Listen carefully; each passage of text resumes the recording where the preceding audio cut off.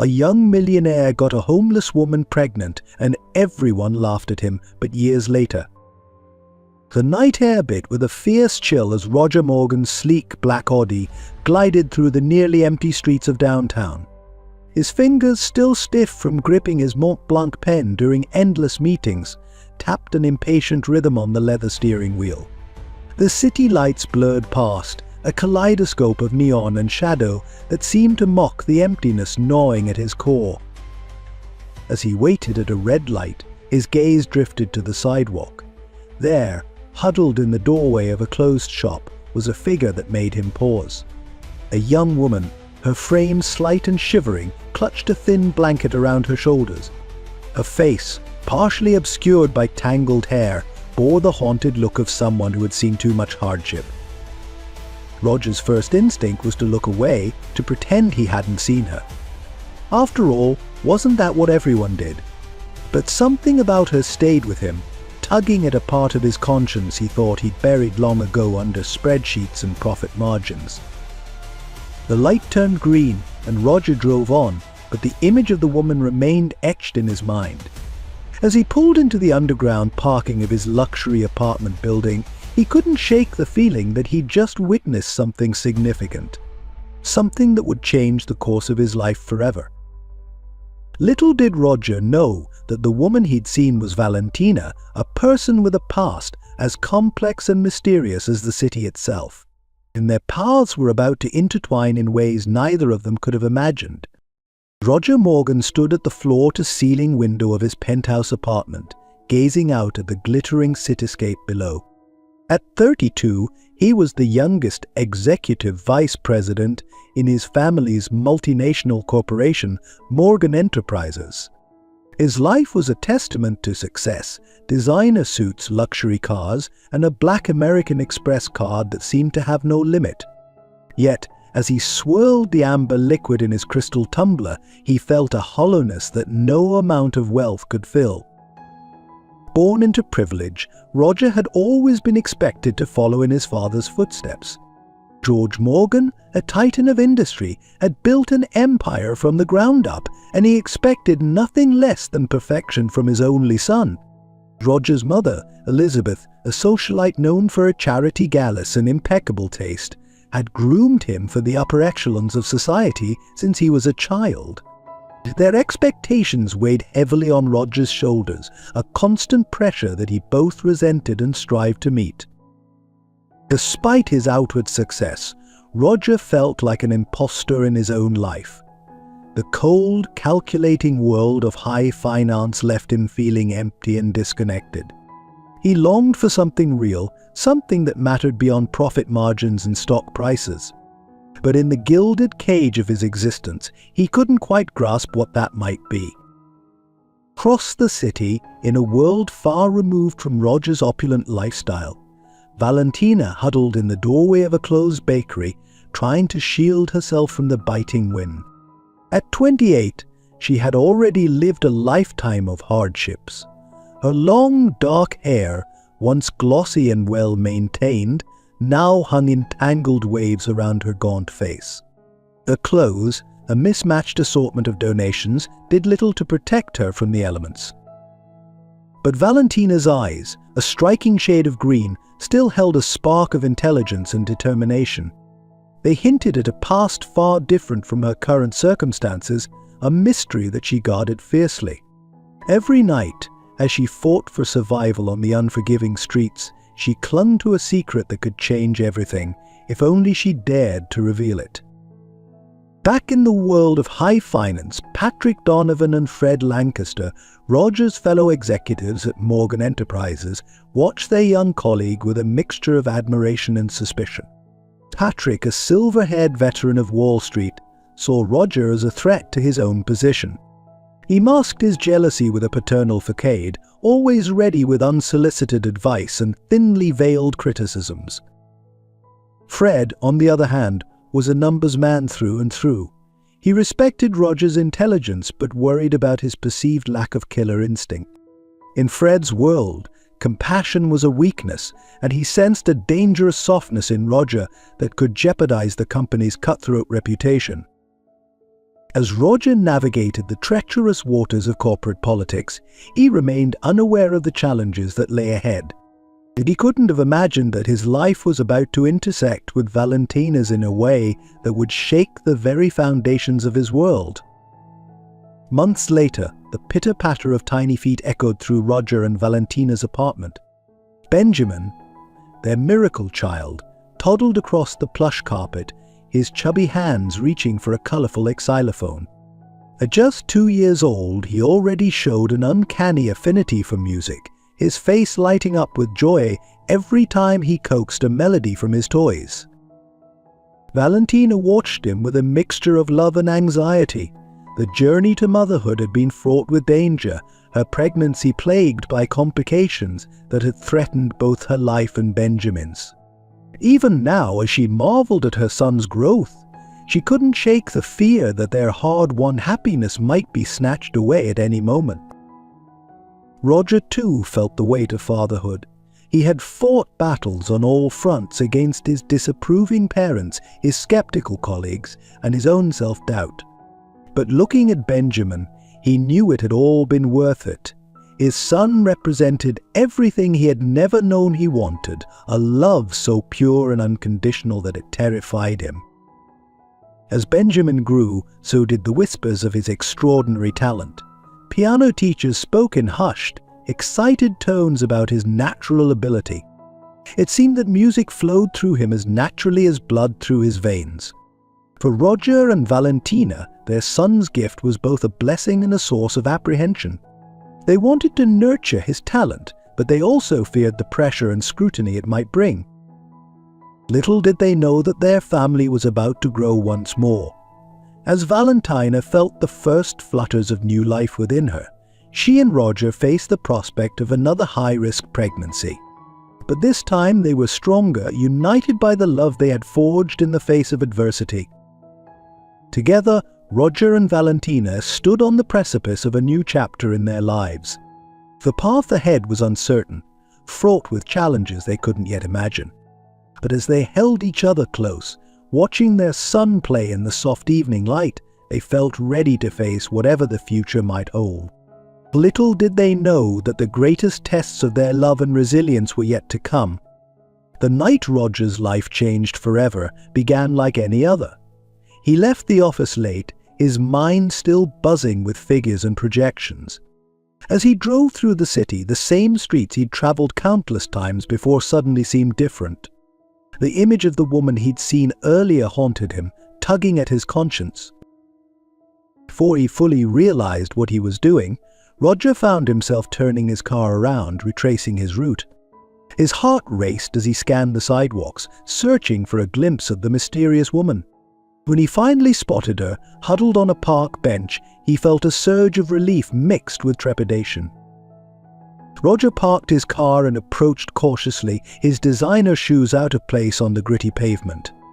"Excuse me," he called softly, not wanting to startle her. The woman's head snapped up, her green eyes wide with fear and suspicion. "I'm not here to hurt you," Roger said, holding up his hands. "I saw you earlier and I couldn't stop thinking about you. It's freezing out here. I have an apartment nearby. You could warm up, get something to eat." The woman regarded him warily, her gaze flicking between his face and the expensive car behind him. "Why?" she asked, her voice hoarse. "What do you want from me?" Roger was taken aback by the sharpness in her tone. There was an intelligence there, a fierce pride that survival on the streets hadn't dimmed. "Nothing," he replied honestly. I want to help, if you'll let me." For a long moment, the woman said nothing. Then, slowly, she nodded. "Valentina," she said quietly. "My name is Valentina." As they walked to his car, Roger felt a strange mix of excitement and nervousness. He was acutely aware of the vast gulf between their worlds, of how bizarre this situation would seem to anyone who knew him. Yet he couldn't shake the feeling that he was exactly where he was meant to be. The ride to Roger's apartment was silent, thick with unspoken questions. Valentina sat rigidly in the passenger seat, her eyes darting around as if memorizing escape routes. When they arrived at the luxury high-rise, her eyes widened slightly, but she said nothing. Inside the apartment, Valentina stood awkwardly in the center of the living room, looking small and out of place amid the sleek, modern furnishings. Roger, suddenly unsure of himself, gestured vaguely toward the kitchen. "Are you hungry? I could make something." Valentina shook her head. "A shower," she said softly, "if that's okay." Roger nodded, showing her to the guest bathroom. As the sound of running water filled the apartment, he sank onto his couch, his mind reeling. What was he doing? What would his parents say? His colleagues? Yet beneath the doubt, there was a sense of rightness, of purpose he hadn't felt in years. Little did Roger know that this impulsive act of kindness would set in motion a chain of events that would challenge everything he thought he knew about himself, about love, and about the world he lived in. As Valentina showered, washing away the grime of the streets, neither of them could have imagined the journey that lay ahead, a journey of love, loss, redemption, and unexpected joy. If you're intrigued by Roger and Valentina's story and want to discover where their path leads, make sure to subscribe to our channel. You won't want to miss the twists and turns that await this unlikely pair as their lives intertwine in ways they never could have imagined. As the weeks turned into months, Roger and Valentina's relationship evolved in ways neither of them could have predicted. The initial awkwardness gave way to a tentative friendship and then, almost imperceptibly, to something deeper. Valentina, once guarded and wary, began to reveal glimpses of her true self, intelligent, witty, and fiercely independent. Roger found himself captivated by her resilience and the quiet strength that had seen her through unimaginable hardships. He started looking forward to coming home, knowing Valentina would be there, ready to engage in conversations that challenged his worldview and made him question everything he thought he knew. One evening, as they sat on the balcony watching the sunset paint the sky in hues of orange and pink, Valentina finally opened up about her past. "I wasn't always like this, you know," she said softly, her eyes fixed on the horizon. "I had a life before everything fell apart." Roger listened intently as Valentina recounted her story. She had been a promising law student, on track to graduate at the top of her class. But then her father fell ill, and everything changed. She dropped out of school to care for him, draining her savings and taking on crushing debt. When he passed away, Valentina was left with nothing, no degree, no money, and a mountain of medical bills. "Yet I tried to get back on my feet," she continued, her voice barely above a whisper. "But once you fall that far, it's like the whole world turns its back on you. No one wants to hire someone without a permanent address. No one wants to rent to someone without a job. It's a vicious cycle." Roger felt a surge of admiration mixed with shame. He had never truly understood the systemic barriers that kept people trapped in poverty. Impulsively, he reached out and took Valentina's hand. "You're not alone anymore," he said firmly. "We'll figure this out together." The moment their hands touched, something shifted between them. The air seemed to crackle with unspoken possibility. Slowly, hesitantly, they leaned towards each other. Their first kiss was gentle, tentative, but filled with the promise of something more. As their relationship deepened, so did the complications in Roger's life. His parents, upon learning of Valentina, were livid. George Morgan, red-faced and spluttering, accused Roger of throwing away his future on a gold-digging streetwalker. "Have you lost your mind?" George roared during a tense family dinner. "Do you have any idea what this will do to our reputation? To the company?" Elizabeth, usually the picture of poise, was equally distraught. "Darling," she pleaded, her voice strained, "surely you can see this is just a phase. A charitable impulse taken too far. There are proper channels for helping the less fortunate, you know." Roger, for the first time in his life, stood his ground against his parents. "Valentina is not a charity case," he said firmly. "She's intelligent, kind, and stronger than anyone I've ever met. I love her and I won't give her up just because she doesn't fit into your narrow view of what's acceptable." The argument ended with slammed doors and icy silence. Roger left his parents' mansion feeling both liberated and terrified. He had never defied them so openly before, and the consequences were yet to be seen. At work, things were equally tense. Whispers followed Roger through the corridors of Morgan Enterprises. His colleagues, once sycophantic in their attempts to curry favor with the boss's son, now regarded him with a mixture of curiosity and disdain. Patrick and Fred cornered him one afternoon, their concern barely masking their disapproval. "Roger, my boy," Patrick began, his tone patronizing, "we're worried about you. This dalliance of yours is becoming quite the topic of conversation." Fred, never one for subtlety, cut to the chase. "What Patrick's trying to say is that you're jeopardizing everything we've worked for. The board is starting to question your judgment. If this continues, it could affect your position in the company." Roger felt a flash of anger. "My personal life is none of the board's business," he snapped. "I'm more than capable of separating my professional and private lives." But even as he said it, Roger knew it wasn't entirely true. Valentina had changed him in fundamental ways. He found himself questioning business practices he had once accepted without thought. The relentless pursuit of profit at any cost no longer sat well with him, not when he had seen firsthand the human toll of unchecked capitalism. As Roger grappled with these internal conflicts, life threw him another curveball. Valentina missed her period. A home pregnancy test confirmed what they both suspected: they were going to have a baby. The news hit them like a thunderbolt. Valentina, her face pale, looked at Roger with a mixture of fear and hope. I don't know if I can do this," she whispered. "I'm not ready. We're not ready." Roger, his own mind reeling, pulled her close. "We'll figure it out," he said, trying to sound more confident than he felt.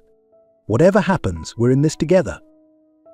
But as the reality of impending parenthood set in, so did the complications.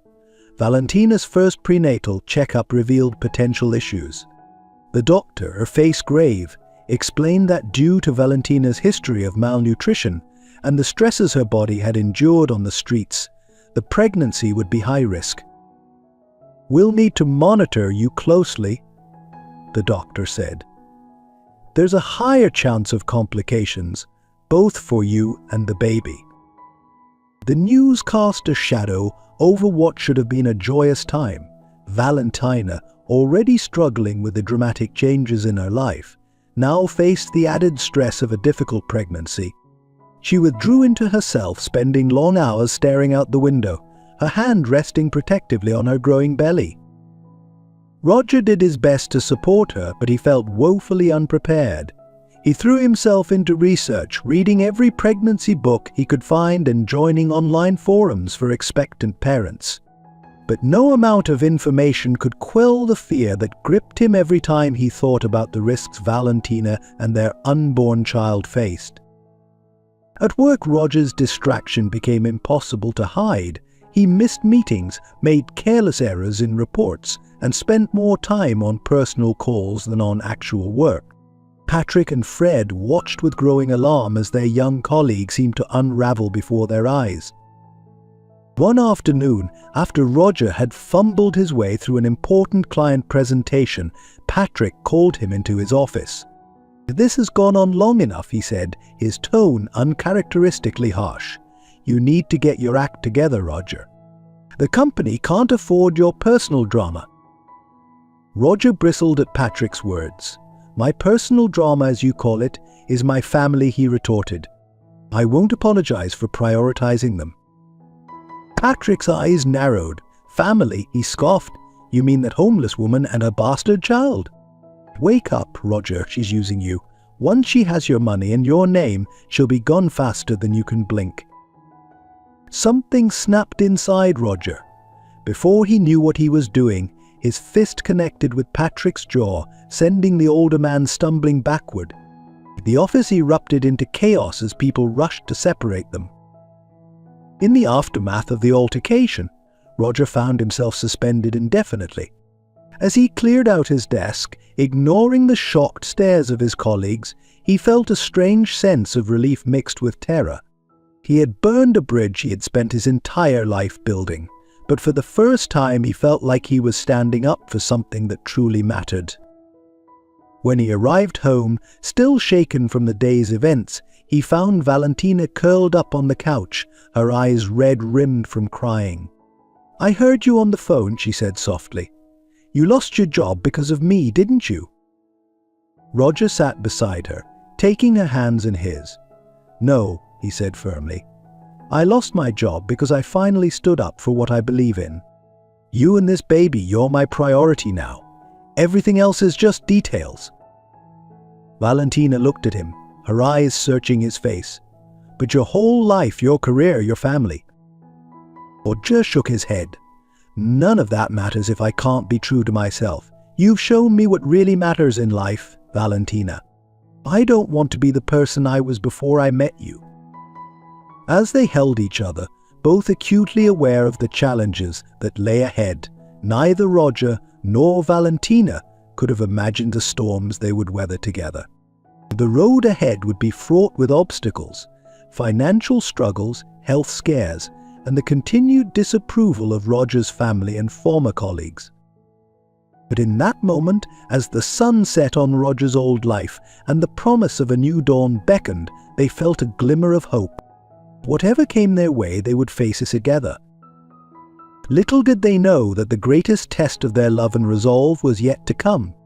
As Valentina's pregnancy progressed, the complications the doctor had warned about began to manifest. And each doctor's visit brought new worries, each test result another reason for concern.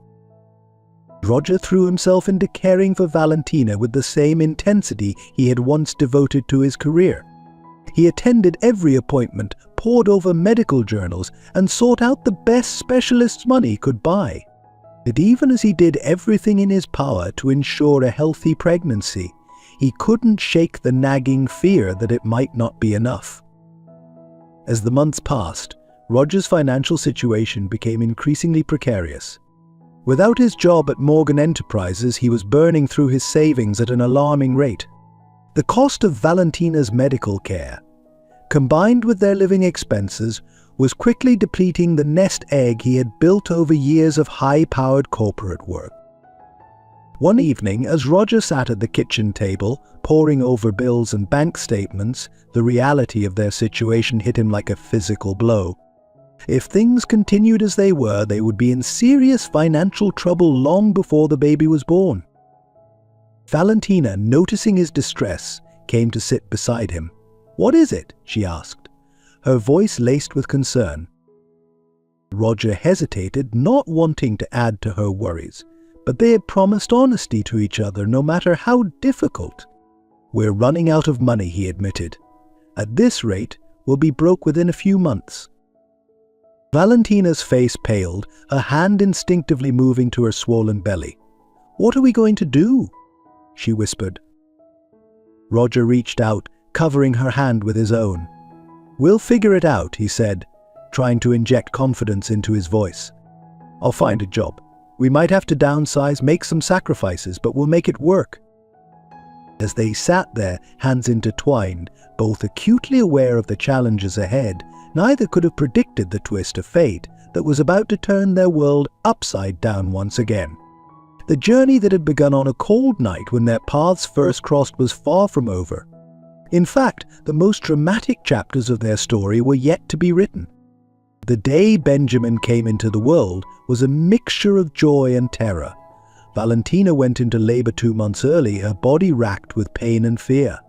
Roger, his face pale with worry, rushed her to the hospital, his heart pounding in his chest. The delivery was fraught with complications. Valentina's blood pressure skyrocketed, and the doctors feared for both her life and the baby's. For hours, Roger paced the waiting room, his mind a whirlwind of worst-case scenarios.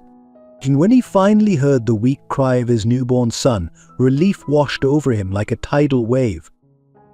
Benjamin was tiny, barely 5 pounds, and had to be immediately placed in the NICU.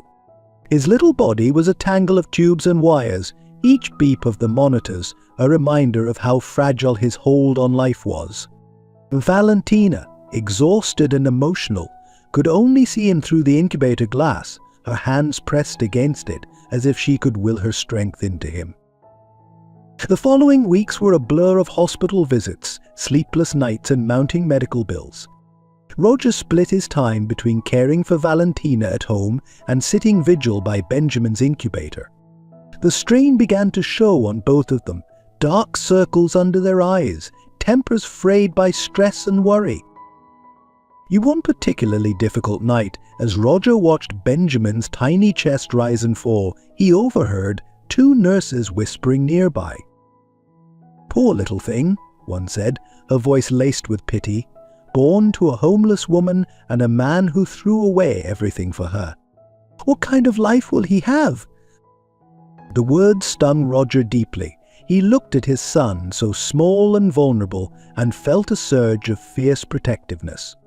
He vowed then and there that he would do whatever it took to give Benjamin the best life possible, no matter the cost.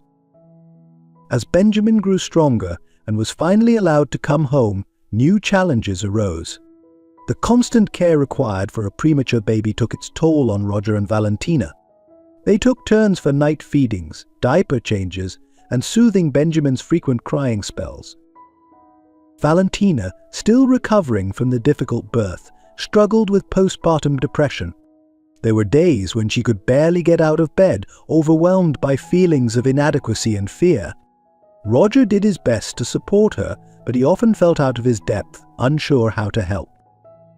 Financial pressures added to their stress.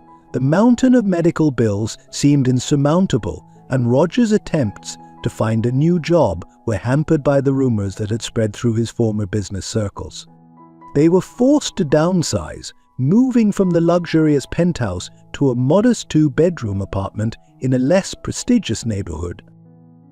Despite the hardships, there were moments of pure joy that made it all worthwhile. Benjamin's first smile, his first laugh, the way he gripped Roger's finger with his tiny hand, these simple moments became treasured memories, bright spots in the midst of their struggles.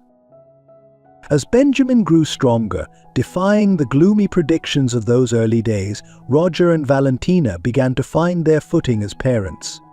They discovered reserves of strength and resilience they never knew they possessed. And through it all, their love for each other and for their son only deepened, forged in the fires of adversity. In the months following Benjamin's birth, Valentina found herself adrift in a sea of conflicting emotions. The joy of motherhood was tempered by lingering doubts and insecurities. She loved her son fiercely, but part of her still felt like an imposter in this new life. A former homeless woman now living in a comfortable home, with a partner who loved her and a child who depended on her. As Benjamin grew healthier and more independent, Valentina began to feel restless. She was grateful for the stability and love Roger provided, but she yearned for something more, a sense of purpose beyond being a mother and partner. One afternoon, while browsing job listings online, Valentina stumbled upon an advertisement for a local women's shelter seeking volunteers. Something stirred within her, a memory of the countless nights she had spent alone and afraid on the streets. Without overthinking it, she picked up the phone and called the shelter. The volunteer coordinator, a kind-voiced woman named Maria, welcomed Valentina warmly. When Valentina hesitantly explained her background, Maria's response surprised her. "Your experience is invaluable," Maria said. "You understand these women in a way most of us never could." Valentina's first day at the shelter was a revelation. As she helped sort donations and prepare meals, she found herself opening up to the other volunteers and residents. For the first time in years, she felt truly seen and understood. The women she met, each with their own story of hardship and survival, reminded her of her own strength. As the weeks passed, Valentina threw herself into her volunteer work with growing passion. She started a support group for mothers at the shelter, drawing on her own experiences to offer guidance and encouragement. She advocated fiercely for the women, helping them navigate the complex systems of social services and job placement programs. Roger noticed the change in Valentina almost immediately. The spark that had dimmed during her struggles with postpartum depression returned to her eyes. She spoke animatedly about her work at the shelter, her face lighting up as she recounted stories of the women she was helping. But with this newfound purpose came new challenges. Valentina began to push herself hard, often returning home exhausted, both physically and emotionally. She struggled to balance her volunteer work with her responsibilities at home, leading to occasional tensions with Roger. One evening, after Valentina had missed Benjamin's bedtime story for the third night in a row, Roger confronted her gently. "I'm thrilled that you found something you're passionate about," he said, "but I'm worried you're stretching yourself too thin." Valentina bristled at first, feeling defensive, but as they talked, she realized the truth in Roger's words. She had thrown herself into helping others partly as a way to prove her worth, to silence the lingering doubts about her place in this new life. This realization led Valentina to seek counseling, working through the trauma of her years on the streets and the lingering effects it had on her self-esteem. It was a difficult process, forcing her to confront painful memories and deep-seated fears. But with each session, she felt herself growing stronger, more confident in her own skin. As Valentina worked on herself, she also worked on finding a balance between her volunteer work, her family life, and her own needs. She started taking classes at a local community college, working towards completing the degree she had abandoned years ago. The intellectual stimulation, combined with her practical experience at the shelter, gave her a new sense of direction. Slowly but surely, Valentina began to see herself not as a charity case or a project, but as a strong, capable woman with valuable experiences and insights to offer. She started speaking at local events, sharing her story to raise awareness about homelessness and advocate for better support systems. Roger watched this transformation with a mixture of pride and awe. The woman he had fallen in love with was blossoming in ways he hadn't imagined possible. And as Valentina grew more confident and purpose-driven, their relationship deepened, evolving into a true partnership of equals. As Valentina found her footing, Roger faced his own set of challenges. After months of job hunting, he finally landed a position at a smaller investment firm. The salary was a fraction of what he had earned at Morgan Enterprises, but it was a relief to be working again, to feel like he was contributing financially to his family's well-being. At first, the job seemed straightforward enough. Roger's experience and business acumen quickly made him a valuable asset to the firm. His colleagues were impressed by his insights, and his boss began to rely heavily on his judgment. However, as Roger delved deeper into the firm's operations, he began to notice discrepancies. To small irregularities in the books, investments that didn't quite add up, clients whose profiles seemed too good to be true.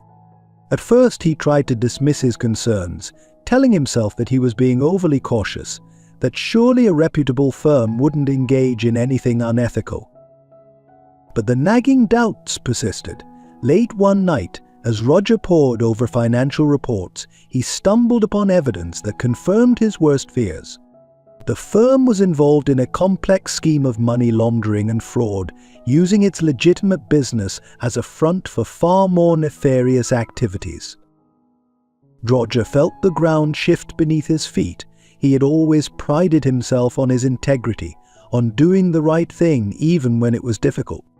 But now, faced with concrete evidence of wrongdoing, he found himself paralyzed with indecision. If he reported what he had discovered, the firm would likely collapse. Dozens of people, many of them honest employees who knew nothing of the illegal activities while their jobs. The fallout would be devastating, not just for the individuals involved, but for the families and communities that depended on them. On the other hand, if he stayed silent, he would be complicit in a crime. He thought of Valentina, of the work she was doing at the shelter, helping women build better lives. How could he face her, knowing that he had turned a blind eye to corruption and greed? For days, Roger grappled with the dilemma. He barely slept, his mind constantly churning over the possible consequences of each course of action. He became distant and distracted at home, raising Valentina's concern. "What's wrong?" she asked one evening after Benjamin had gone to bed. "You've been a million miles away lately." Roger hesitated, torn between his instinct to protect Valentina from worry and his promise of honesty. Finally, he decided to confide in her, laying out the whole situation and his fears about the potential consequences. Valentina listened intently, her face grave. When Roger finished speaking, she was quiet for a long moment. Then she took his hand, her grip firm and reassuring. "You know what you have to do," she said softly. "It won't be easy, but you can't compromise who you are. We've been through worse and we'll get through this too." Her words and the unwavering support behind them gave Roger the courage he needed.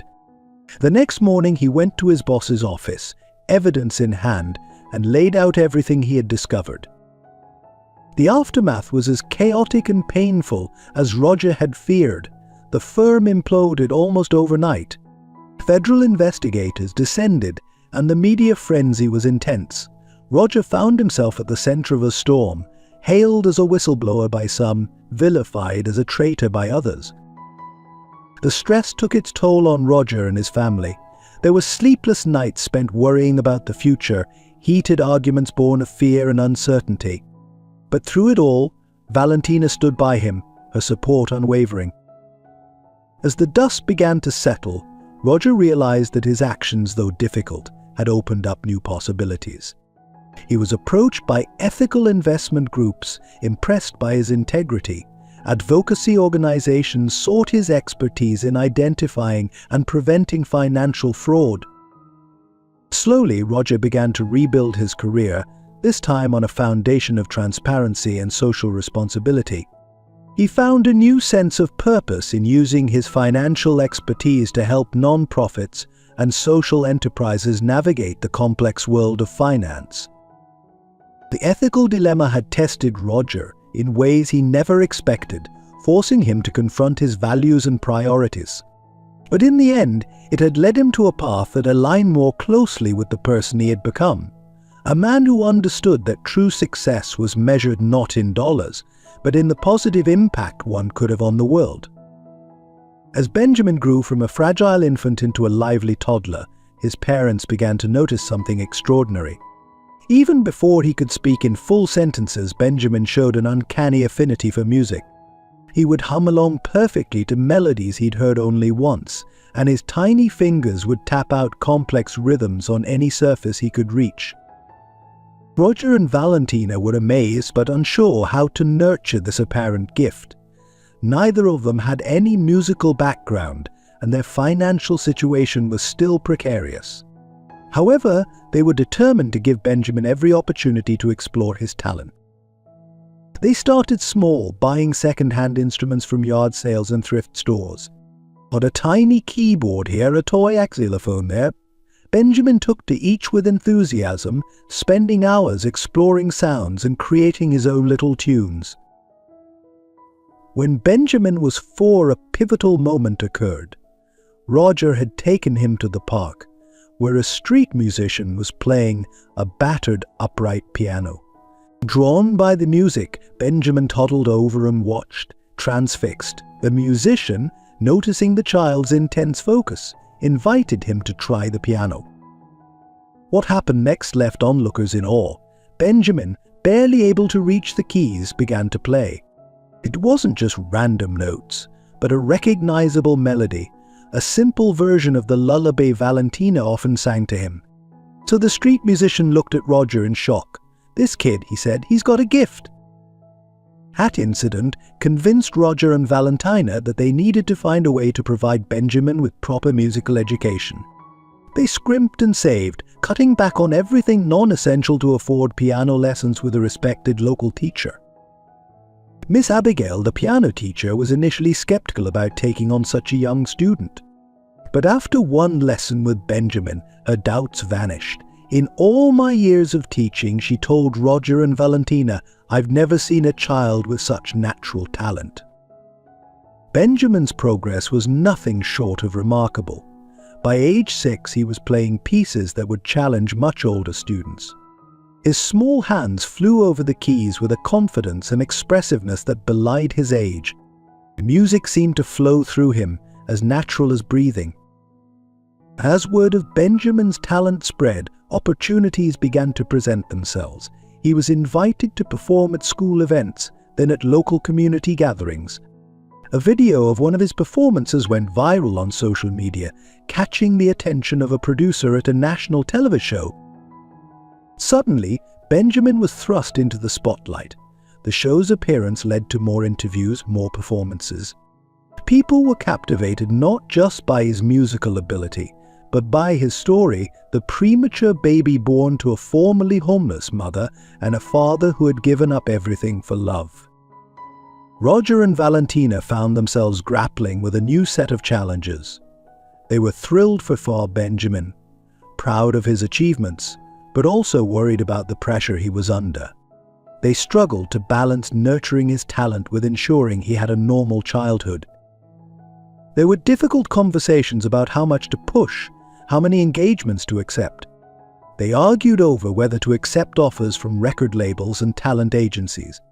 Through it all, they tried to keep Benjamin's well-being at the forefront of every decision.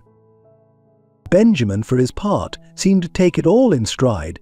He loved performing, loved seeing the joy his music brought to others. But he was also a normal kid who enjoyed playing with friends and watching cartoons. His parents' efforts to keep him grounded seemed to be working. As Benjamin's fame grew, so did the pressures on the family. There were financial considerations, how to manage his earnings, how to plan for his future. There were logistical challenges of balancing his performances and practice with school and family time. But through it all, music remained a source of joy and connection for the family. Some of their happiest moments were spent at home, with Benjamin at the piano, Roger and Valentina singing along off and off-key, all three of them laughing and enjoying the simple pleasure of making music together. Inspired by her volunteer work at the women's shelter and driven by her own experiences, Valentina decided to expand her efforts to help the homeless community at large. She knew firsthand the challenges and stigma faced by those living on the streets, and she was determined to make a difference. Valentina started by organizing small outreach events, partnering with local churches and community centers to provide meals, clothing, and basic necessities to homeless individuals. She spent countless hours on the streets, talking to people, listening to their stories, and trying to connect them with available resources. As her efforts gained traction, Valentina realized that addressing homelessness required more than just meeting immediate needs. She began to focus on systemic issues, advocating for policy changes and better support systems. She spoke at city council meetings, wrote op-eds for local newspapers, and rallied community support for initiatives to address homelessness. One of Valentina's most successful projects was a job training program she developed in collaboration with local businesses. Drawing on her own experience of struggling to find employment after being homeless, she created a program that not only taught practical skills, but also helped participants rebuild their confidence and overcome the stigma associated with homelessness. Roger fully supported Valentina's efforts, often using his business connections to secure funding or resources for her projects. He marveled at her passion and dedication, seeing in her work reflection of the strength and resilience that had first drawn him to her. However, Valentina's increasing public profile brought its own set of challenges. Some people, upon learning of her past, questioned her credibility or accused her of exploiting her story for personal gain. Others, including some of Roger's former colleagues, insinuated that her efforts were merely a way to legitimize her relationship with Roger.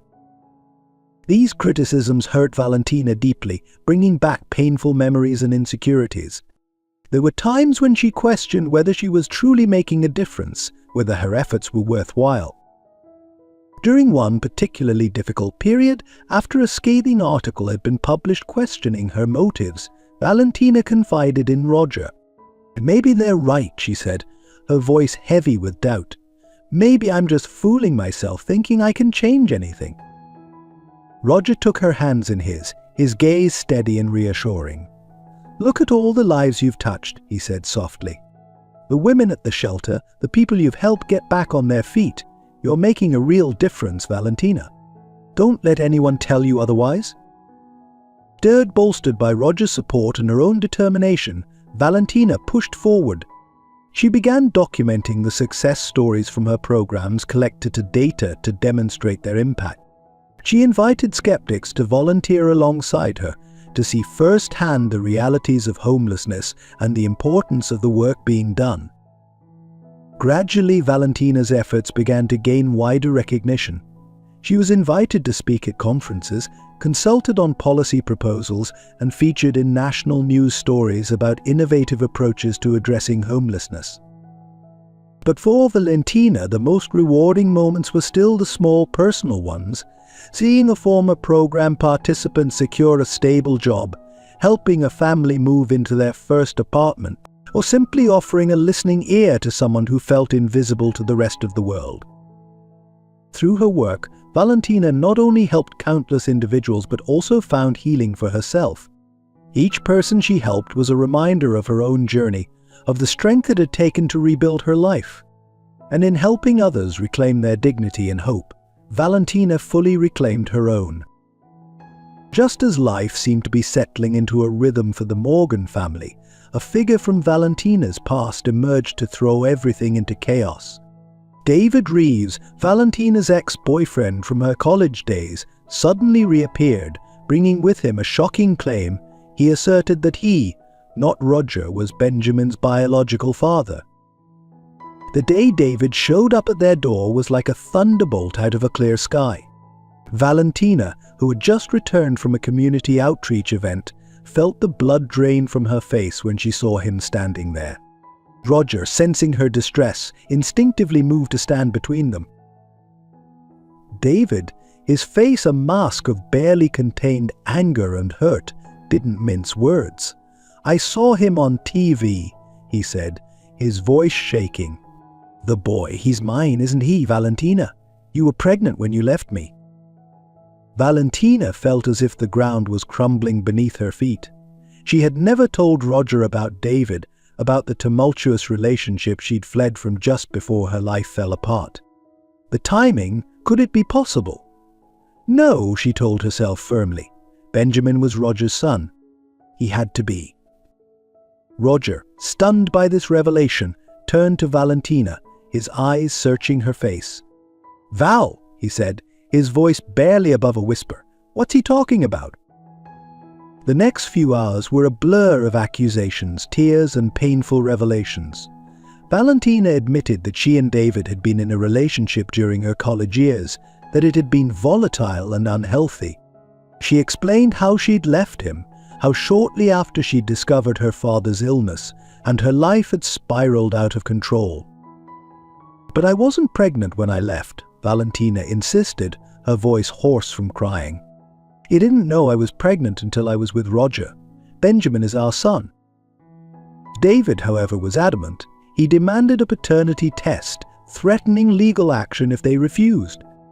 The possibility, however remote, that Benjamin might not be his son shook Roger to his core. The boy he had loved, nurtured, and protected since birth, could he really belong to someone else? The following weeks were a nightmare for the family. They agreed to a paternity test, if only to put the matter to rest once and for all. The wait for the results was agonizing. Roger and Valentina's relationship, once so solid, began to strain under the weight of unspoken fears and resentments. Roger found himself scrutinizing Benjamin's features, looking for any sign that the boy might not be his. He hated himself for these thoughts, for the seed of doubt that had been planted. Valentina, racked with guilt for having kept her past a secret, withdrew into herself, spending more time at work and less time at home. Benjamin, perceptive despite his young age, sensed the tension in the house. His usual exuberance dimmed, and he began to have trouble sleeping, plagued by nightmares he couldn't articulate. When the paternity test results finally arrived, the family gathered in tense silence as Roger opened the envelope with trembling hands. As he read the results, his face went through a rapid succession of emotions: shock, relief, and finally a complex mix of joy and lingering hurt. The test confirmed that Roger was indeed Benjamin's biological father. The relief was palpable, but the damage had been done. Trust, once fractured, is not easily repaired. David, upon learning the results, left as suddenly as he had appeared, leaving behind a family grappling with the aftermath of his accusations. His brief reappearance had forced Valentina to confront parts of her past she had long buried and had shaken the foundation of trust between her and Roger. In the weeks that followed, Roger and Valentina worked to rebuild their relationship.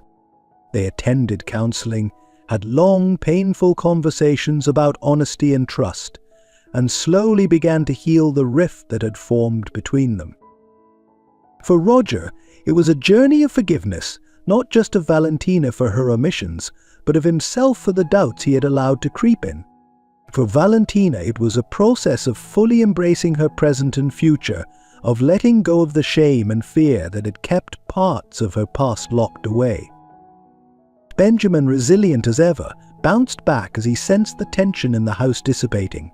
His music, which had become somewhat subdued during the ordeal, once again filled the house with joyous melodies. The experience, though painful, ultimately strengthened the Morgan family. It taught them the importance of complete honesty, the power of forgiveness, and the unbreakable bonds of love that held them together. As they moved forward, they did so with a deeper understanding of each other and a renewed commitment to the family they had built together. So the Morgan family's life had been a roller coaster of highs and lows, but nothing could have prepared them for the perfect storm of challenges that was about to hit. As Benjamin's 10th birthday approached, a series of events began to unfold that would test their resilience, love, and faith in each other like never before. It started with a letter. Roger, who had been rebuilding his career in ethical investment, received an unexpected communication from his former company, Morgan Enterprises. His father, George Morgan, had suffered a severe stroke and was stepping down as CEO. The board of directors, impressed by Roger's recent work and reputation for integrity, was offering him the position. The offer was both tempting and terrifying. It represented a chance for Roger to return to the world he had left behind, to prove himself on the biggest stage possible. But it also meant stepping back into a life that had nearly destroyed him once before. When Roger shared the news with Valentina, her reaction was mixed. She could see the excitement in his eyes, the pull of ambition that had always been a part of him. But she also remembered the long hours, the stress, the way the corporate world had nearly crushed his spirit. "Whatever you decide, I'll support you," Valentina said, squeezing his hand. "But please think carefully. We've built something beautiful here. Is it worth risking that?" As Roger grappled with the decision, another situation was brewing. Benjamin, whose musical talent had continued to flourish, was invited to audition for a prestigious music academy in New York. It was an incredible opportunity, a chance for him to study with some of the best musicians in the world. But it would mean uprooting their lives, moving away from the community they had built and the support systems they relied on. The family was torn. Roger saw the academy as a chance for Benjamin to reach his full potential. Valentina worried about the pressure it would put on their young son and the strain it would place on their family and it. Benjamin himself was excited by the prospect, but also scared of leaving behind his friends and the only home he'd ever known. As if these decisions weren't weighty enough, Valentina was facing her own crisis. Her work with the homeless community had led her to uncover a scandal involving corrupt city officials and unscrupulous real estate developers. They were systematically displacing homeless individuals, destroying shelters, and misappropriating funds meant for social services. Valentina had evidence that could blow the whole thing wide open, but going public would put her and her family in the crosshairs of some very powerful, very dangerous people. She was torn between her duty to the community she served and her need to protect her family. The tension in the Morgan household was palpable. Each of them was grappling with life-altering decisions, the weight of which threatened to pull them apart. Arguments became more frequent, silence more common. The once harmonious home was filled with an undercurrent of stress and uncertainty. One night, after a particularly heated discussion about the New York Academy, Benjamin snapped. "Stop it," he yelled, his young face contorted with anger and pain. "Just stop fighting. I won't go to the stupid academy. I don't want to play music anymore. I just want things to go back to normal." With that, he ran to his room, slamming the door behind him. Roger and Valentina stood in shocked silence, the realization of how their turmoil was affecting their son, hitting them like a physical blow. That night was a turning point. Roger and Valentina stayed up late into the night, talking more openly and honestly than they had in weeks. They realized that in trying to make the best decisions for their family, they had lost sight of what really mattered, their love for each other and for Benjamin. The next morning they sat Benjamin down for a family meeting. "We're sorry, buddy," Roger began, his voice soft. "We've been so caught up in all these big decisions that we forgot to ask what you want." Benjamin looked at them warily. "I just want us to be happy," he said in a small voice. "Like we used to be." Valentina pulled him into a hug. "Oh, sweetheart, we are happy. We love each other, and that's the most important thing.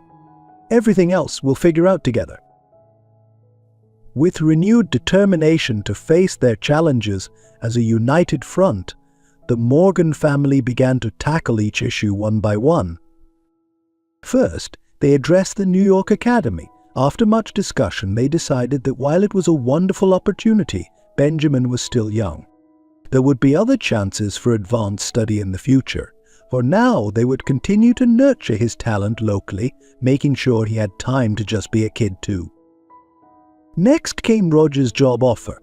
After soul-searching conversations with Valentina and much personal reflection, Roger made his decision. He would accept the CEO position, but on his own terms. He proposed a radical restructuring of Morgan Enterprises, focusing on ethical investment and corporate social responsibility. It was a risk, but one he felt was necessary. "If I'm going to do this," he told the board, "I want to create real change, to show that a company can be profitable and socially responsible at the same time." To everyone's surprise, the board agreed. They saw in Roger's vision a chance to reshape the company's image and tap into the growing market for ethical investment. It wouldn't be easy, but Roger was ready for the challenge. Finally, there was Valentina's dilemma. After careful consideration and discussions with Roger, she decided to go public with her findings. But they would do it smart. They hired a team of lawyers, reached out to trusted journalists, and prepared for the storm that was to come. When the story broke, it was like a bomb going off in the city. The evidence Valentina had gathered was irrefutable, and the public outrage was immediate and intense. There were threats, of course. Powerful people tried to discredit Valentina, to paint her as an attention-seeking former homeless woman out for revenge. But Valentina stood firm. With Roger by her side, Benjamin cheering her on, and an army of supporters from the community she'd helped over the years, she faced the media circus with grace and determination. The aftermath was chaotic. There were legal battles, public hearings, and a complete overhaul of the city's approach to homelessness and affordable housing. Valentina found herself at the center of a movement, a reluctant but powerful voice for change. Through it all, the Morgan family's love for each other was their anchor. They faced each new challenge together, drawing strength from their bond. Benjamin's music became a source of comfort and inspiration, not just for them but for the entire community as he performed at rallies and fundraisers. As the dust began to settle, the Morgans found themselves changed. They were stronger both as individuals and as a family.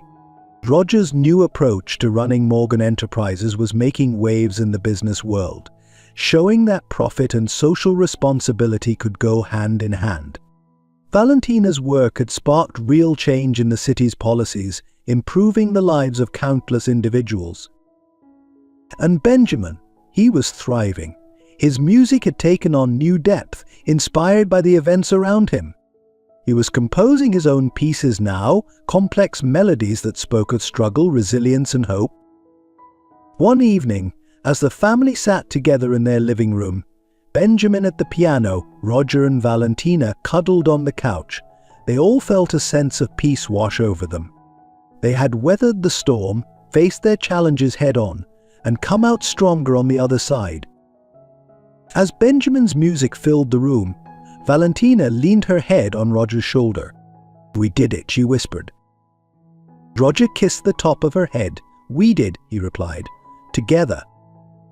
And in that moment, surrounded by the love of his family and the beauty of his son's music, Roger knew that no matter what challenges lay ahead, they would face them as they had faced everything else, with love, courage, and unwavering support for each other.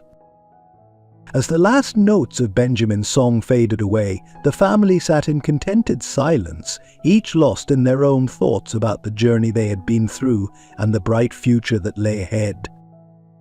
If this story of the Morgan family's trials and triumphs has touched your heart, we'd love to hear from you. Leave a comment with the number 1 to let us know you enjoyed this tale of love, resilience, and the power of family. And your feedback helps us bring more inspiring stories like this one to life.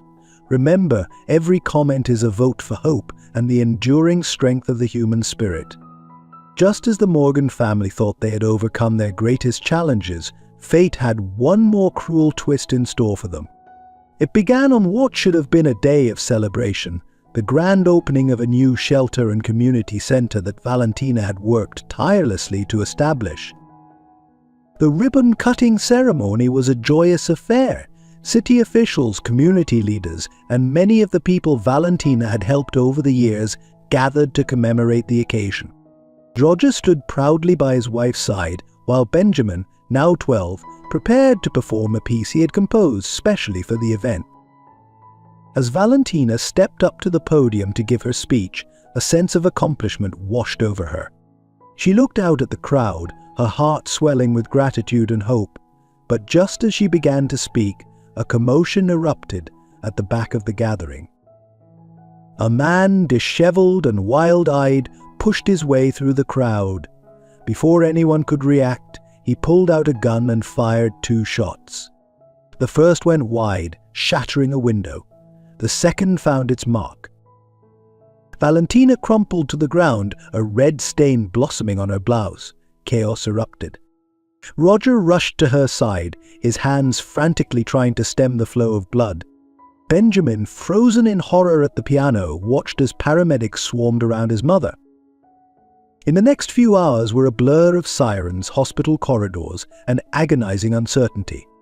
Valentina was rushed into emergency surgery, hovering between life and death. Roger paced the waiting room, his mind a whirlwind of fear and desperate prayers.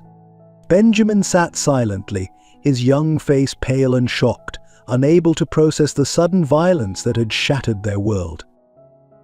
As dawn broke, the surgeon emerged, his face grave. "We've managed to stabilize her," he said, "but the bullet caused significant damage. She's in a coma, and we're not sure if she'll wake up." The words hit Roger like a physical blow. He stumbled, steadying himself against the wall. Benjamin, hearing the news, let out a heart-wrenching sob, the first sound he'd made since the shooting. In the days that followed, the true impact of the tragedy began to unfold. The shooter, it turned out, was a former city official who had been implicated in the scandal Valentina had exposed. Driven to desperation by the ruins of his career and reputation, he had sought a twisted form of revenge. The incident sparked a media frenzy.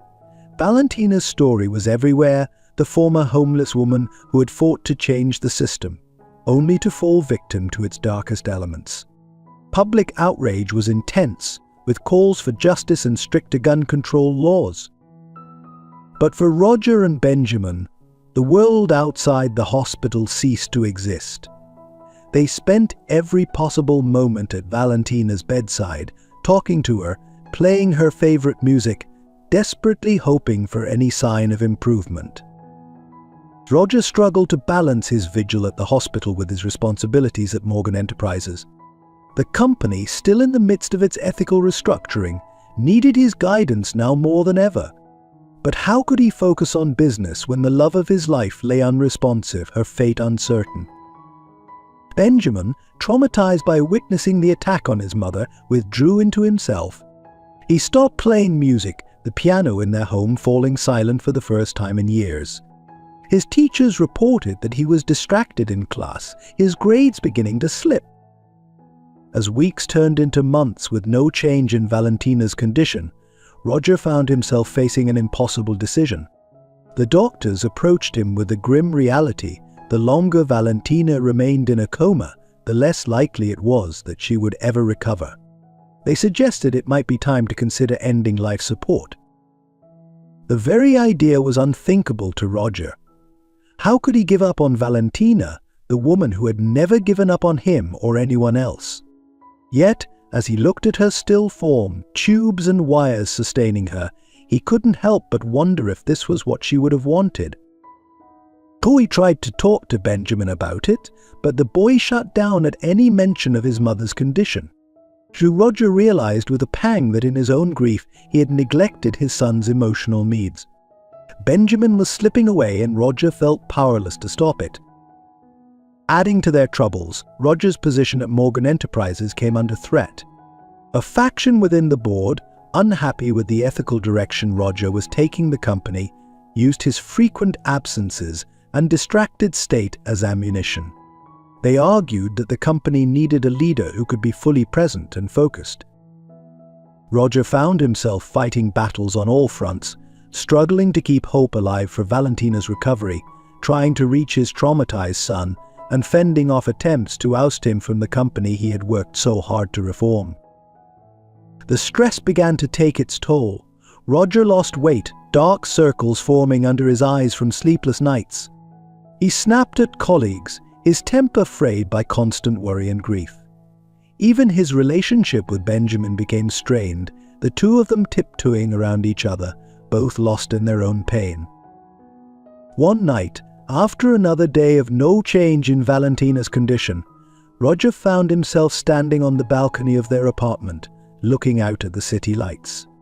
The same view that had once symbolized his lonely existence now seemed to mock the happiness they had found and lost. Had he thought about the journey that had brought them here, the night he had first seen Valentina on the street, the struggles they had overcome together, the family they had built? It all seemed like a distant dream now, fading away with each beep of the hospital monitors. For the first time since the shooting, Roger allowed himself to cry. Great, heaving sobs racked his body as he finally confronted the possibility that Valentina might never wake up, that their story might end in tragedy after all. He didn't hear the balcony door slide open, didn't notice Benjamin's presence until he felt his son's arms wrap around him. They stood there together, father and son united in their grief, drawing comfort from each other for the first time since the tragedy. "I miss her, Dad," Benjamin whispered, his voice choked with tears. "I'm so scared."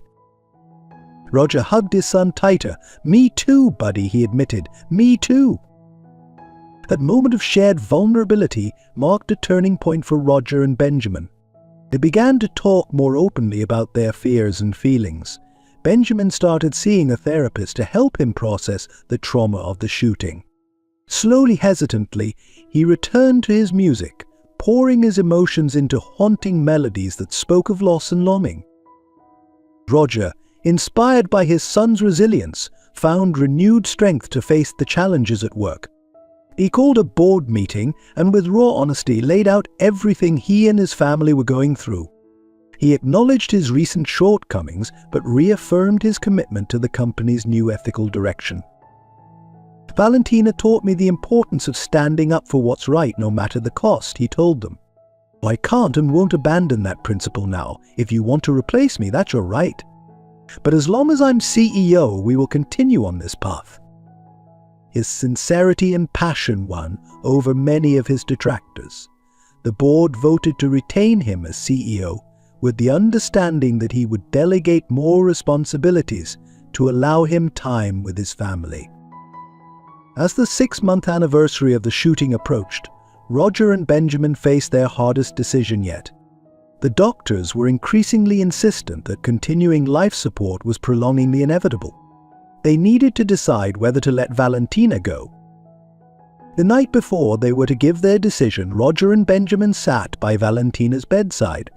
Benjamin played a recording of his latest composition, a piece that started in sorrow but ended with a gentle hope. As the last notes faded away, Roger took Valentina's hand. "I don't know if you can hear us, my love," he said softly, "but we're here. We love you. We miss you so much." His voice broke, "but we don't want you to suffer.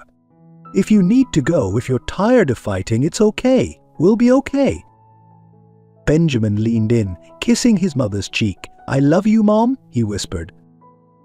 As they sat in silence, hands linked with Valentina's, they felt a peace settle over them. Whatever happened, they would face it together, carrying Valentina's love and spirit with them always. Little did they know, fate had one more surprise in store, one that would test their newfound strength and change their lives forever.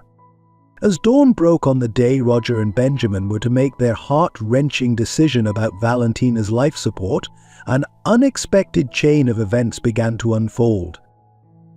It started with a gentle twitch of Valentina's finger, so slight that Roger, dozing in the chair beside her bed, almost missed it. He blinked, certain he had imagined it. But then it happened again, a definite movement. Roger's heart began to race. "Valentina," he whispered, hardly daring to hope. He pressed the call button frantically, summoning the medical team. The next few hours were a whirlwind of activity. Doctors and nurses swarmed around Valentina, conducting tests and scans. Roger stood by, alternating between desperate hope and fear that this was just a cruel trick of fate.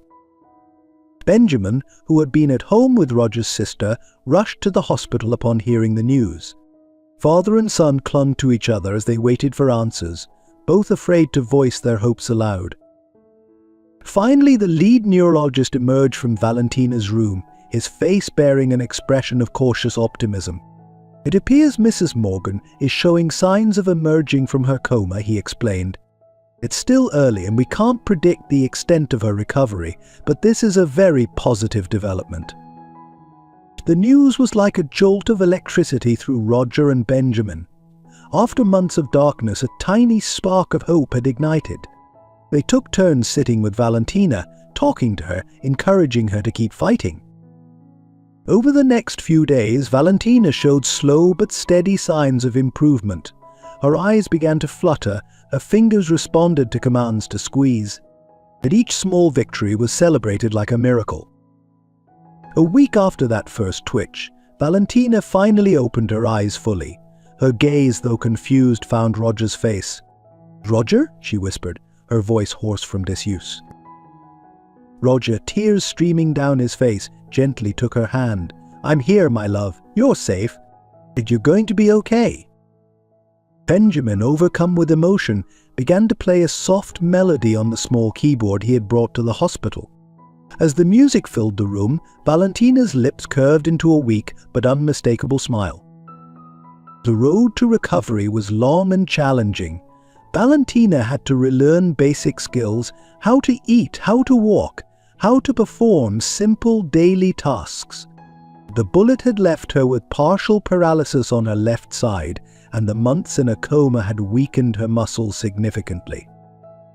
But Valentina attacked her rehabilitation with the same determination she had shown in every other aspect of her life.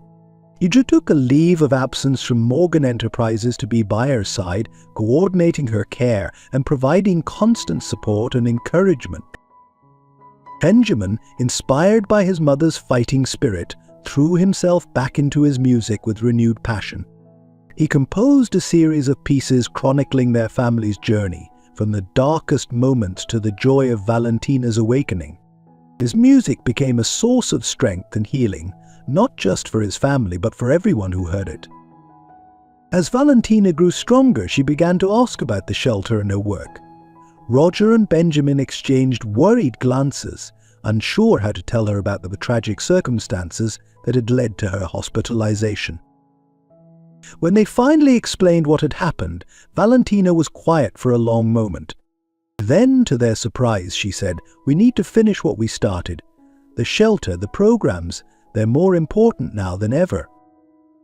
Her words sparked a new sense of purpose in all of them.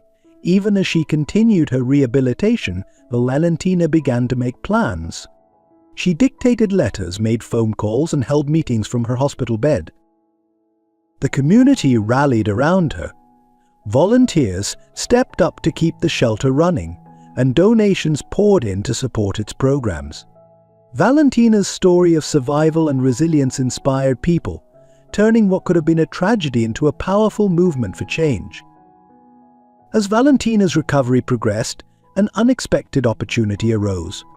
A national news program wanted to feature their family's story, the successful businessman who fell in love with a homeless woman, their struggles and triumphs, and now Valentina's miraculous recovery and continued fight for social justice. At first, Roger and Valentina were hesitant. They had always been private people, and the idea of sharing their story with the world was daunting. But Benjamin surprised them by advocating for it. "Mom's work has always been about giving a voice to those who aren't heard," he said. "Maybe by telling our story, we can inspire more people to make a difference." Moved by their son's wisdom, Roger and Valentina agreed to the interview. The resulting segment was powerful and deeply moving. It showcased Valentina's journey from homelessness to social advocacy, the love story that had changed both her and Roger's lives, and the tragic shooting that had almost torn their family apart. But more than that, it highlighted the issues Valentina had dedicated her life to, the struggles of the homeless, the need for comprehensive social services, and the importance of community support. The response was overwhelming. Offers of support poured in from around the country. Corporate leaders, inspired by Roger's ethical transformation of Morgan Enterprises, reached out to discuss similar initiatives. Valentina's shelter model began to be replicated in other cities. Benjamin's music, featured in the program, gained national attention. Record labels and prestigious music schools expressed interest, impressed by both his talent and the depth of emotion in his compositions. As Valentina continued to recover, the family found themselves at the center of a growing movement. They were invited to speak at conferences, consult on policy proposals, and share their story with audiences around the world. Through it all, they remained grounded in their love for each other and their commitment to making a difference. Roger continued to steer Morgan Enterprises in an ethical direction, using the company's resources to support social causes. Valentina, though still dealing with the physical effects of her injury, threw herself into expanding her advocacy work. Benjamin, balancing his budding music career with his desire to support his family's mission, began using his performances as a platform to raise awareness about homelessness and social justice. 1 year after Valentina's awakening, the family stood together at the grand reopening of the shelter where she had been shot. The building had been renovated and expanded, now serving as a comprehensive community center offering housing, job training, healthcare, and education programs. As Valentina cut the ribbon, cheers erupted from the crowd. She turned to Roger and Benjamin, her eyes shining with tears of joy. "We did it," she said. "We really did it." Roger wrapped his arm around her waist, supporting her still unsteady balance. "No, my love," he replied. "And you did it. You showed us all what's possible when you refused to give up hope." Benjamin, standing tall beside them, added, "And we're just getting started." As they looked out at the crowd, a mix of community members, supporters, and people whose lives had been touched by their work, the Morgan family felt a profound sense of purpose. They had faced unimaginable challenges, stared into the abyss of loss and despair, and emerged stronger and more determined than ever. Their journey was far from over. There would be more challenges to face, more battles to fight. But they would face them together, armed with the unshakable bond of their love and the knowledge that even in the darkest times, hope can prevail. As the celebration continued around them, Roger, Valentina, and Benjamin shared a quiet moment of gratitude. They had been given a second chance at life, at love, at making a difference in the world. And they were determined to make the most of it, one day at a time. 5 years had passed since Valentina's miraculous recovery, and the Morgan family stood on the precipice of yet another life-changing moment. The sun was setting over the city skyline, casting a warm glow over the rooftop garden of the Morgan Center for Community Empowerment, a sprawling complex that had grown from the seeds of Valentina's original shelter. Roger, his hair now streaked with distinguished silver, stood at the podium, looking out over a sea of faces. The audience was a diverse mix of corporate leaders, community activists, politicians, and most importantly, individuals whose lives had been transformed by the center's programs. 5 years ago, Roger began, his voice strong and clear. We thought we had reached the end of our journey. And we faced a darkness that threatened to extinguish everything we held dear. He paused, his eyes finding Valentina in the front row. She sat tall and proud, the cane at her side the only visible reminder of her ordeal. But what we thought was an ending turned out to be a new beginning. A chance to redefine not just our lives, but the very fabric of our community and beyond. As Roger spoke, detailing the achievements of the past 5 years, the transformation was evident to all. The Morgan Center had become a model for integrated community development replicated in cities across the country. Its programs had lifted thousands out of homelessness, provided education and job training, and offered comprehensive support for those struggling with mental health and addiction issues.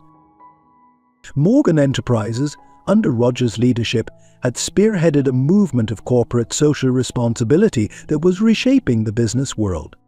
The company's ethical investment strategies and community-focused initiatives had not only proven financially successful, but had inspired a wave of similar approaches across the industry. Valentina, though still dealing with the physical effects of her injury, had become a powerful voice in national discussions on social policy. Her personal story, combined with her unwavering commitment to justice, made her a compelling advocate for systemic change. As Roger concluded his speech, he gestured to the side of the stage. And now it gives me great pleasure to introduce someone very special. A young man whose music has touched hearts around the world, and whose commitment to social justice continues to inspire us all. My son, Benjamin Morgan. Benjamin, now a poised young man of 17, took the stage. Gone was the shy boy who once hid behind his piano.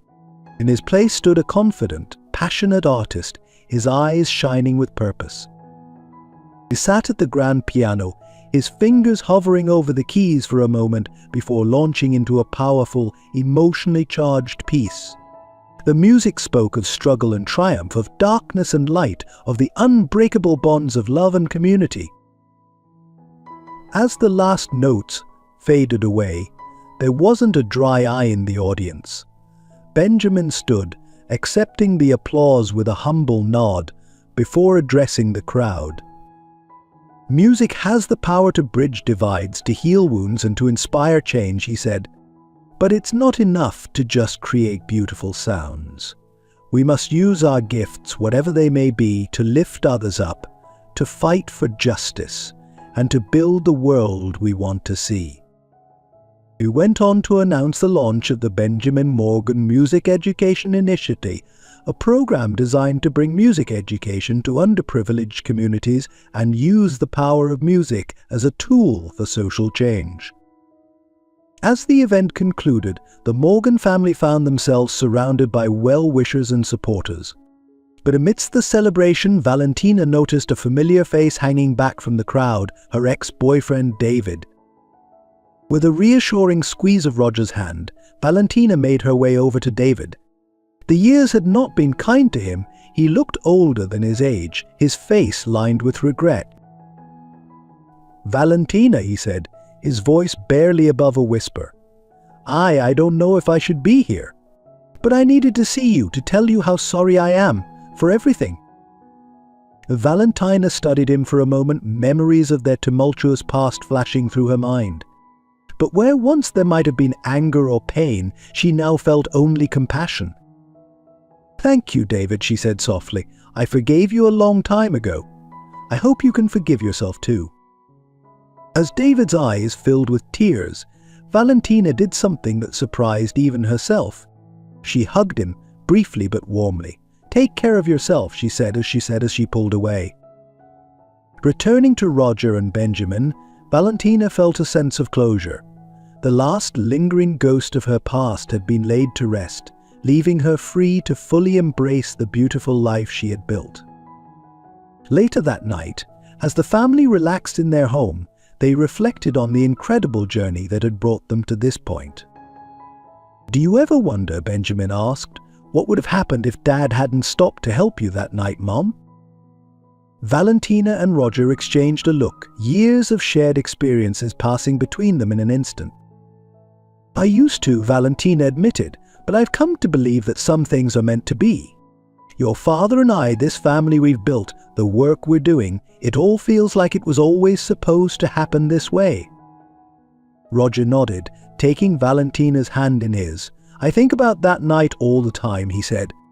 "How close I came to driving by, to missing out on the greatest love and the most meaningful life I could have imagined." Benjamin smiled, looking at his parents with admiration. "You guys taught me what real love looks like," he said.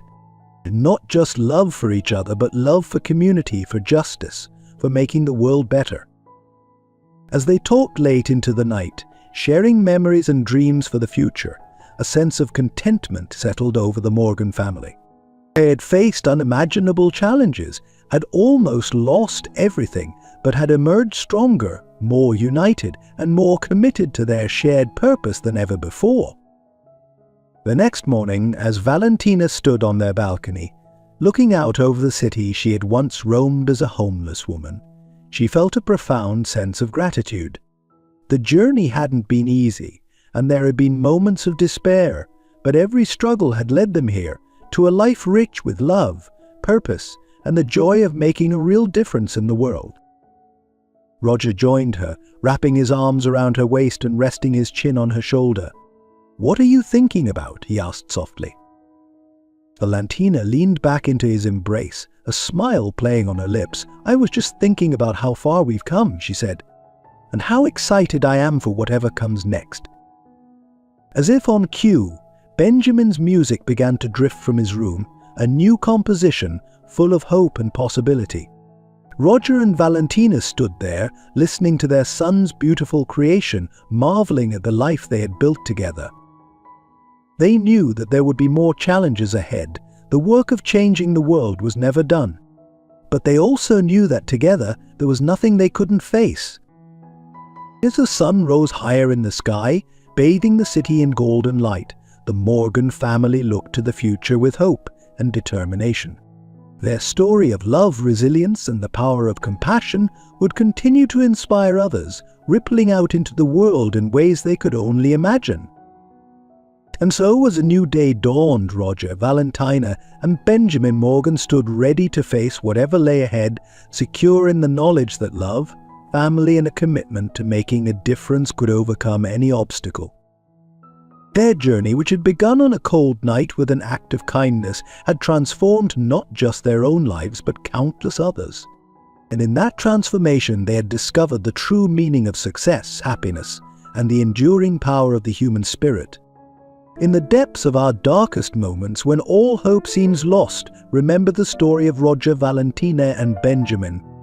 Their journey reminds us that a single act of kindness can spark a revolution of love and change lives forever. Life may knock you down, leave you homeless on the streets, or facing unimaginable tragedy. But like Valentina, you have the strength within you to rise, to fight, and to transform your pain into purpose. Love, as Roger discovered, isn't about wealth or status. It's about seeing the beauty in someone's soul and choosing them every day, through every storm. And to the young hearts like Benjamin, never underestimate the power of your passion. Your music, your art, your voice can heal wounds and bridge divides. Remember, family isn't just about blood. It's about the bonds we forge through shared struggles and unwavering support. In our darkest hours, it's the love of those around us that lights the way forward. Your past doesn't define you. Your mistakes don't limit you.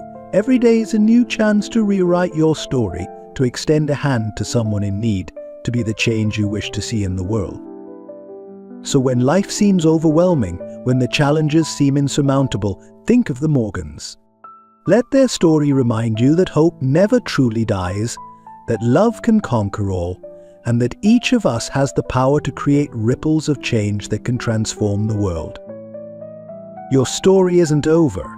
Your greatest chapters may still be unwritten. Believe in yourself, in the power of love, and in the endless possibilities that arise when we choose compassion over indifference. You are stronger than you know, more resilient than you believe, and more loved than you can imagine. Never give up, for your life, like the Morgans, could be the inspiration that changes countless others. We hope the story of the Morgan family has touched your heart and perhaps even inspired you in some way. Thoughts and feelings about this tale mean the world to us. They're not just comments, they're the fuel that drives us to create more compelling stories like this one. Did a particular moment resonate with you? Did the journey of Roger, Valentina, or Benjamin strike a chord? We'd love to hear about it. Your insights and reactions help us understand what moves you, allowing us to craft even more powerful narratives in the future. So please, take a moment to share your thoughts in the comments section below.